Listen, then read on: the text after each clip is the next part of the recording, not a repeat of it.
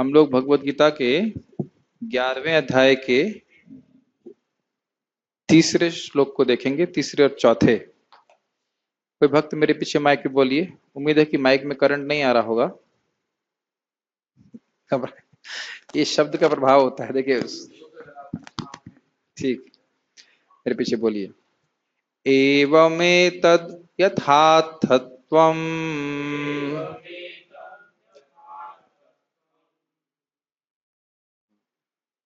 एवमेतद् यथार्थत्वम् एवमेतद्यथार्थत्वम् आत्मानं परमेश्वर आत्मानं परमेश्वर दृष्टुमिच्छामि ते रूपम् दृष्टुमिच्छामि ते रूपम् ऐश्वरं पुरुषोत्तम ऐश्वरं पुरुषोत्तम एवमेतद्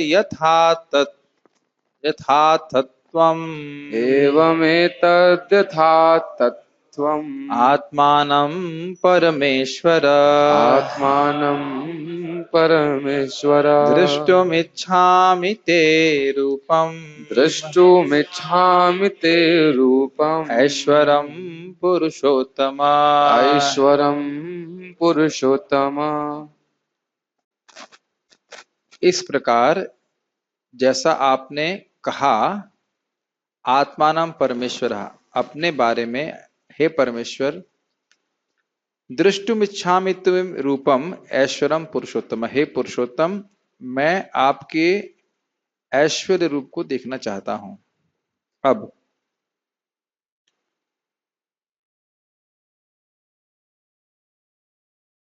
हे पुरुषोत्तम, हे परमेश्वर, यद्यपि आपको मैं अपने समक्ष आपके द्वारा वर्णित आपके वास्तविक रूप में देख रहा हूं, किंतु मैं यह देखने का इच्छुक हूं कि आप इस दृश्य जगत में किस प्रकार प्रविष्ट हुए हैं। मैं आपके उसी रूप का दर्शन करना चाहता हूं। इससे पिछले वाले श्लोकों में, कोई व्यक्ति अगर चाहते हैं तो फोन यूज कर सकते हैं। इससे पिछले वाले श्लोकों में अर्जुन ने कहा था कि आपने कृपा करके मुझे अपनी महिमा बताई थी, इससे मेरा मोह दूर हो गया है, और भगवान की मधुरता का वो अनुभव कर रहे हैं, लेकिन भगवान के ऐश्वर्य रूप को भी देखना चाहते हैं, ताकि अन्य लोगों को भी ये मालूम चल सके कि वे कृष्ण भगवान हैं। गीता भूषण टीका। आपने जो अपने विषय में कहा वह सत्य है, यथा विष्ठाभ्याहम इदम, इस संबंध में मुझे कोई भी संदेह नहीं है। तथापि कौतुकवश मतलब क्यूरियोसिटी, जानने की इच्छा के कारण मैं आपके उस रूप को देखना चाहता हूं जो आपके ऐश्वर्य और परम नियंता होने के गुण को प्रदर्शित करता है। अब आगे आने वाले श्लोकों में आप देखेंगे किस प्रकार से भगवान सारे लोगों को खा रहे हैं, लिटरली। जितने भी महान महान योद्धा हैं उनको भी एकदम चबा जा रहे हैं, कोई भी उनके नियंत्रण के बाहर नहीं है। और यहां तक भगवान कहेंगे कि इन लोगों को मैं पहले ही मार चुका हूं। तो यह वस्तुतः भविष्य और वर्तमान और भूत सब कुछ के नियंता है। भगवान कहेंगे भी कि तुम जो कुछ देखना चाहते हो भविष्य में, भूत में, वर्तमान में, तुम उस विश्व रूप में देख सकते हो। तो एक अद्भुत बात है कि भगवान भविष्य की वस्तुओं को भी दिखा रहे हैं। इसका क्या मतलब है? क्या भविष्य की वस्तु को दिखाया जा सकता है? कुछ आश्चर्य नहीं लगता आपको? मैं बुढ़ापे में कैसे दिखूंगा, मेरा शरीर, यह कैसे दिखाया जा सकता है?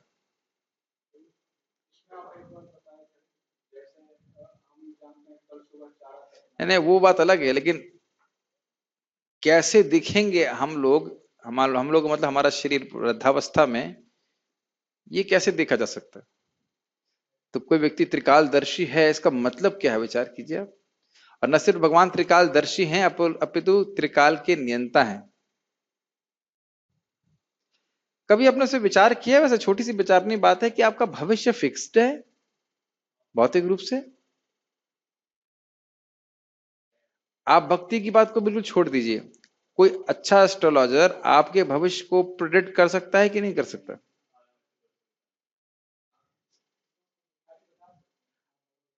आप मेरी प्रश्न नहीं समझ रहे हैं। प्रश्न ये है कि एक सामान्य, बहुत दूर जाने की जरूरत नहीं, हमारे यहाँ पे बहुत अच्छे एस्ट्रोलॉजर हैं, तो वह आपके भौतिक भविष्य को बता सकते हैं, मतलब सब कुछ सेट है।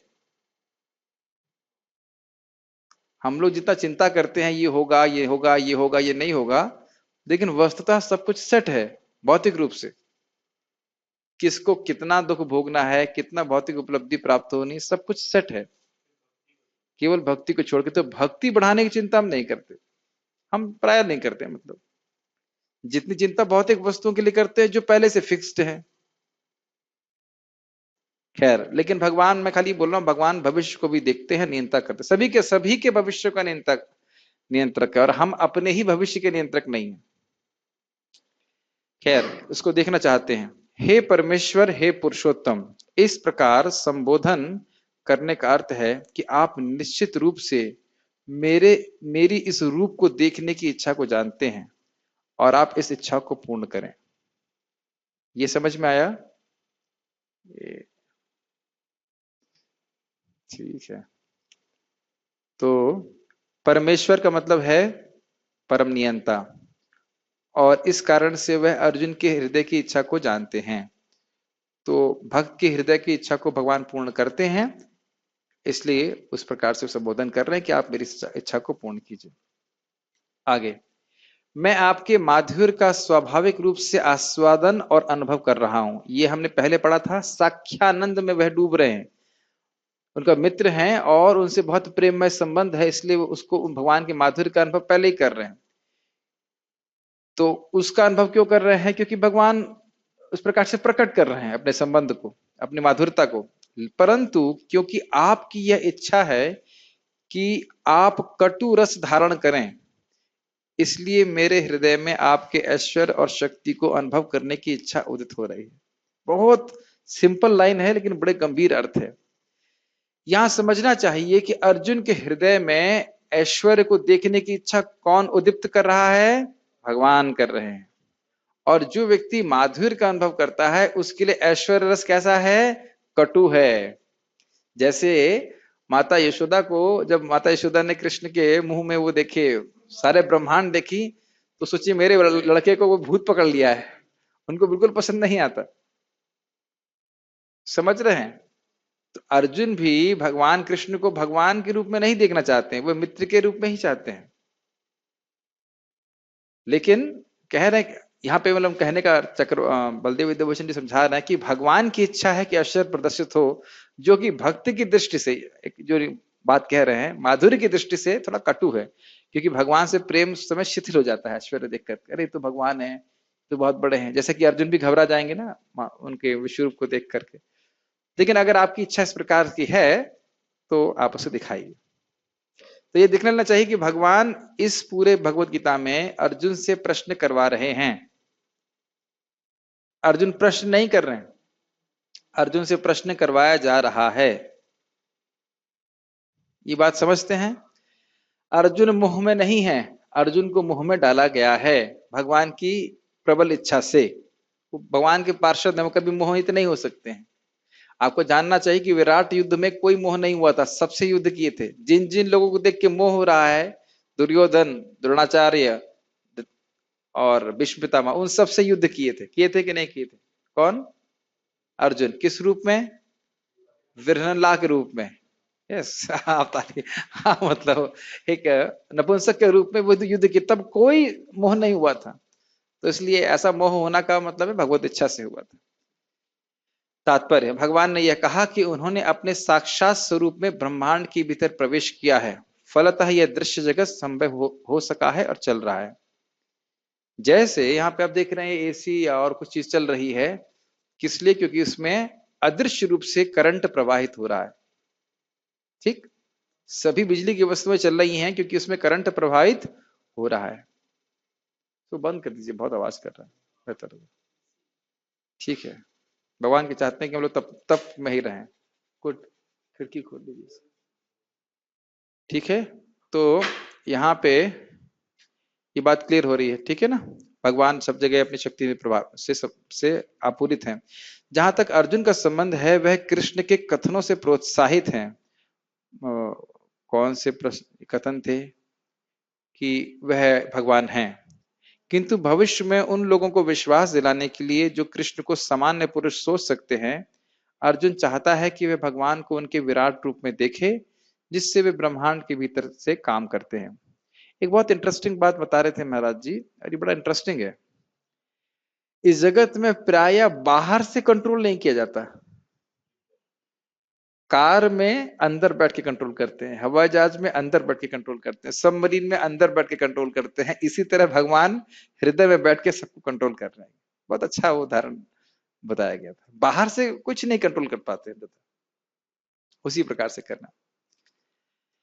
यद्यपि वे इससे पृथक है, मतलब ब्रह्मांड जो है वो भौतिक है और भगवान का रूप सच्चिदानंदमय है। अर्जुन द्वारा भगवान के लिए पुरुषोत्तम संबोधन भी महत्वपूर्ण है।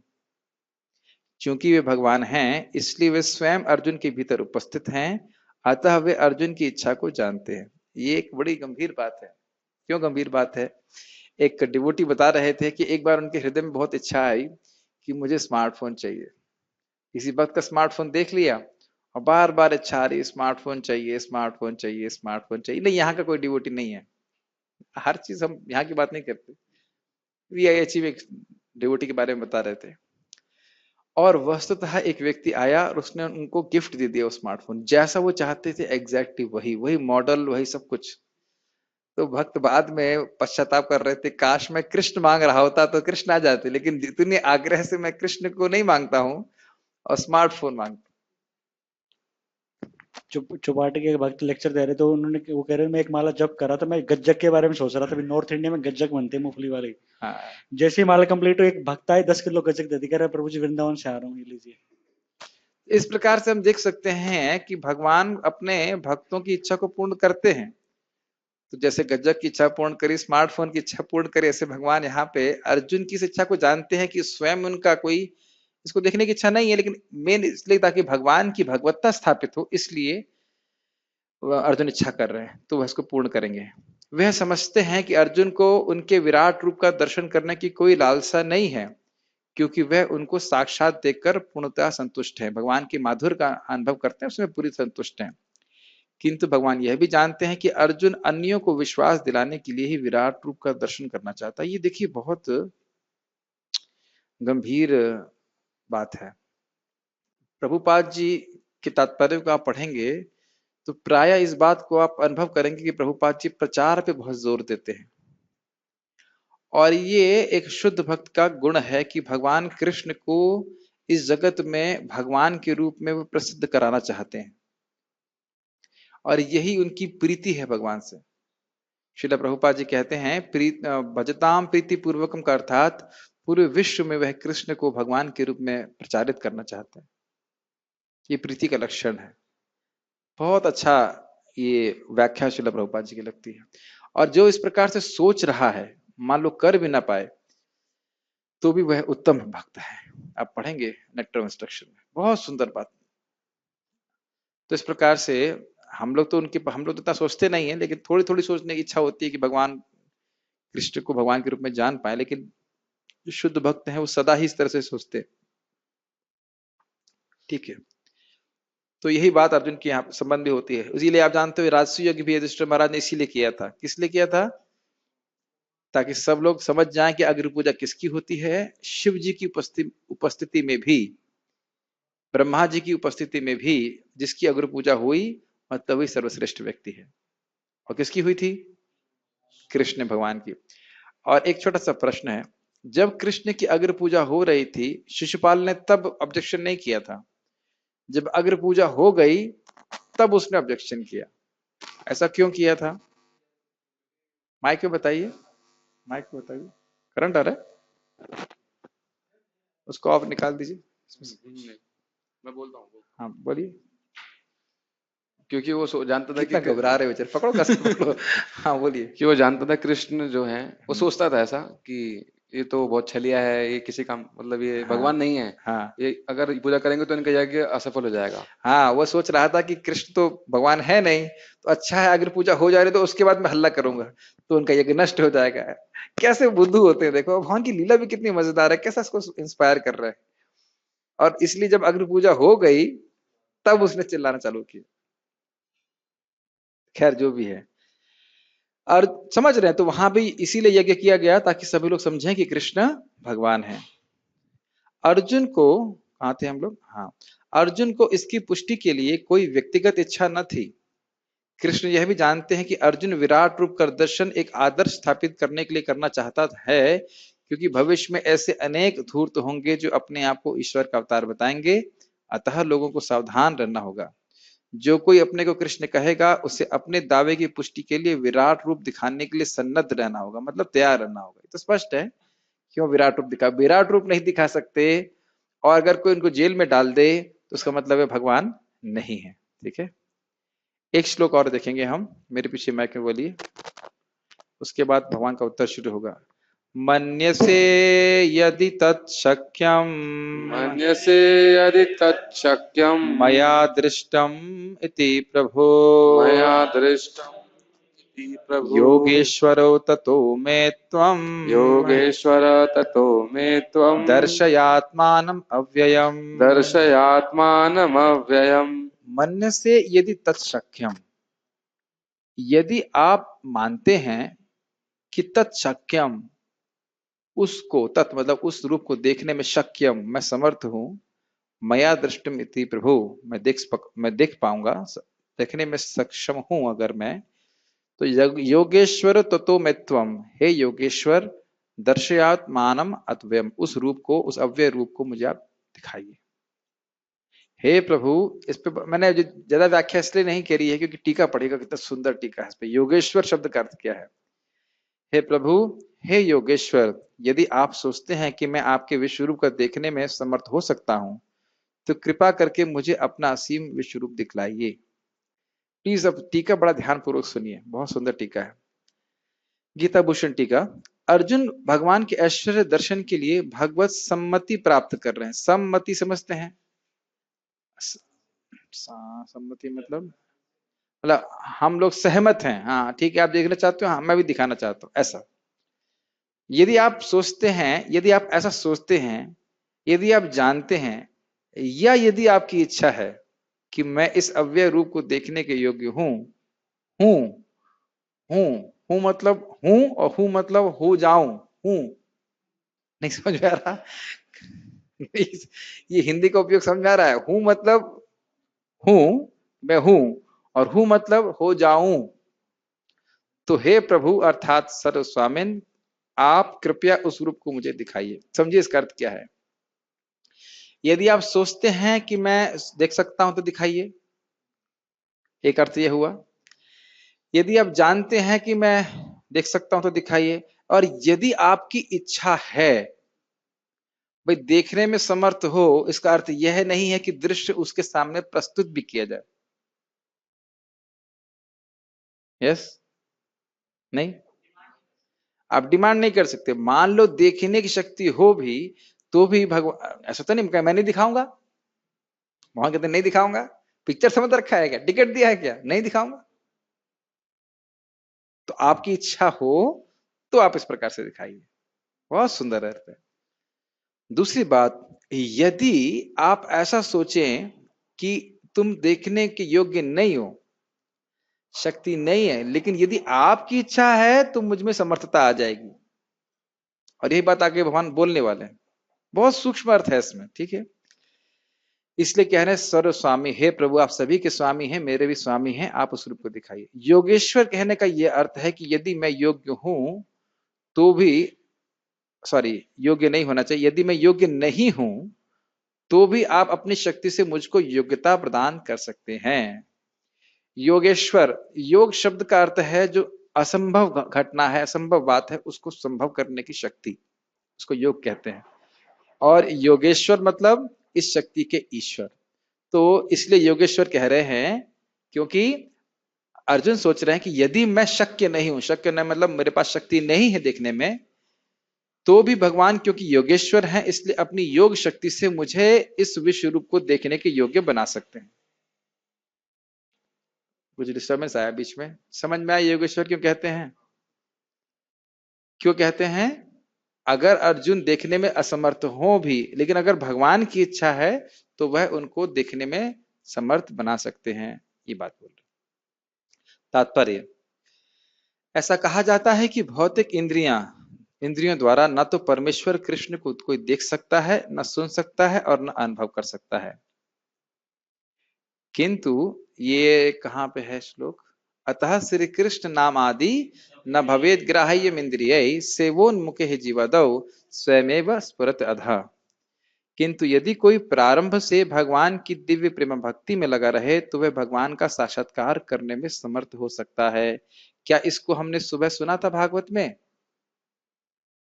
अमायया संततया अनुवृत्या, निष्कपट भाव से निरंतर आदर पूर्वक दीर्घ काल तक अनुकूल रूप से भगवान की जो भक्ति करता है वह भगवान के चरण कमल के गंध का अनुभव करने में सक्षम हो पाता है। इससे उसकी इंद्रियां विषयों से परावृत्त हो जाती हैं। इसकी व्याख्या नहीं की जाएगी, व्याख्या सुबह हो चुकी, ठीक है।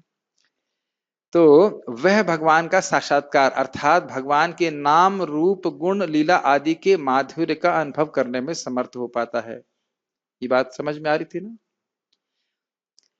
प्रत्येक जीव आध्यात्मिक स्फुलिंग, और हाँ, अगर कोई व्यक्ति विषयाविष्ट है तो वह समझ नहीं सकता। विषयाविष्ट का अर्थ समझते हैं? विषयों में डूबा हुआ है तो नहीं समझ पाएगा, क्योंकि जीव आध्यात्मिक स्फुलिंग मात्र है। स्फुलिंग मतलब स्पार्क, चिंगारी मात्र है। अतः परमेश्वर को जान पाना या देख पाना संभव नहीं है। तो फिर इतना डिस्कशन क्यों हो रहा है? हमारी शक्ति से जान पाना संभव नहीं है, लेकिन भगवान के पास शक्ति है जिसके द्वारा वे हमको प्रकट कर सकते हैं अपने आप को। भक्त रूप में अर्जुन को अपनी चिंतन शक्ति पर भरोसा नहीं है। वह जीवात्मा होने के कारण अपनी सीमाओं को और कृष्ण की अकल्पनीय स्थिति को स्वीकार करता है। बहुत सुंदर बात है। हमें समझना होगा कि हम कृष्ण को नहीं समझ सकते। जानंत एव जानंतु किम बहुक्त्या न मे प्रभु मनस वपशो वाचो वैभवम तव गोचर। कौन बोल रहा है? ब्रह्मा जी। जो लोग कहते हैं कि मैं कृष्ण को जानता हूं वो ऐसा सोच सकते हैं, लेकिन जहां तक मेरा प्रश्न है, किसका प्रश्न है? ब्रह्मा जी का। ब्रह्मा जी किसके बेटे हैं? डायरेक्ट भगवान के बेटे हैं। उनसे बड़ा कोई बेटा है नहीं, सबके पितामह। वो कहते हैं और लोग जो मेरे बाद आए हैं, मेरी सृष्टि है, वो ऐसा सोच सकते हैं कृष्ण को जानते हो, लेकिन जहां तक मेरी बात है, मैं जो ब्रह्मा जी की बात है, तो भगवान के वैभव मेरे लिए अगोचर है। मेरे मन से, मेरे इंद्रियों से, मेरी वाणी से अगोचर। इसका अर्थ क्या है? इसका अर्थ है वे भगवान के वैभव को समझ रहे हैं। जो भगवान के वैभव को समझता है वही समझता है कि मैं भगवान के वैभव को नहीं समझता। नहीं समझे? यस। और जो कह रहा है मैं समझ लिया, उसे कुछ भी समझ में नहीं आया। ठीक है, ये बात। जैसे आप देखिए ना, जिसने कभी समुद्र देखा ही नहीं है तो वो क्या समुद्र का अंदाजा लगाएगा, लेकिन जो समुद्र में गोते लगा रहा है वह समझेगा वाह कितना गहरा है, कितना गहरा है। जो लोग वाकई श्रीमद् भागवतम का अध्ययन करते हैं उनको समझ में आता है कि भागवतम कितनी गहरी है। और बाकी नहीं को लगता हाँ हमको श्लोक समझ में आ गया, हाँ क्लियर, कुछ दिक्कत नहीं।